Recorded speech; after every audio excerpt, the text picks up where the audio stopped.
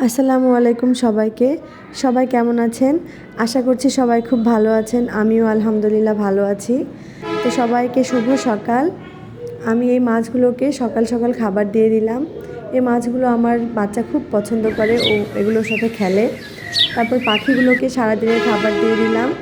এরপর সকালবেলা একটু লাল চা করলাম, আদা, লবঙ্গ আর দারচিনি দিয়ে, অল্প করে চিনি দিয়ে লাল চা করলাম। লাল চা আর বিস্কিট খেয়ে আমি সকালটা শুরু করলাম আজকের। এরপর আমি সকালবেলা বাচ্চাদের জন্য খিচুড়ি আর আলু ভাজি করেছিলাম। দুই ভাই বোনকে ওদেরকে একসাথে খাইয়ে দিচ্ছিলাম আর ওরা এই মাছগুলোর সাথে খেলা করছিল আর খাচ্ছিল। ওদেরকে খাইয়ে দিয়ে আমরা নাস্তা করার পর দুপুরে রান্না করতে চলে আসলাম। মুরগির মাংস রান্না করব, সাথে মসুরির ডাল আর মাছ ভাজি করব। মসুরির ডালটা আমি প্রেসার কুকারে দিয়ে দিলাম। আমার মুরগির মাংস রান্না হয়ে গেছে। এরপর ডালটা বাগার দিয়ে দিলেই ডালও রান্না হয়ে যাবে।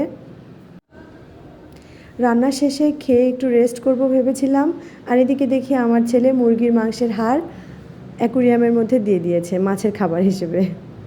মাছের পানিটা চেঞ্জ করে দিলাম, দিয়ে ছাদে আসলাম। পেছনের গাছগুলো সব কেটে ফেলেছে, একদম ফাঁকা ফাঁকা লাগছিল দেখতে। কিছু আগাছা পরিষ্কার করলাম। এই যে লেবু ধরেছে গাছে, ছোটো ছোটো লেবু। আর এদিকে মাগরিবের আজানও দিয়ে দিল। এদিকে রাতের জন্য কী কী রান্না হয়েছে সেটাও দেখিয়ে দিচ্ছি। মসুরির ডাল দিয়ে পুঁই শাক, করলা দিয়ে মাছ আর আলু ভর্তা। তো সবাই ভালো থাকবেন। আল্লাহ।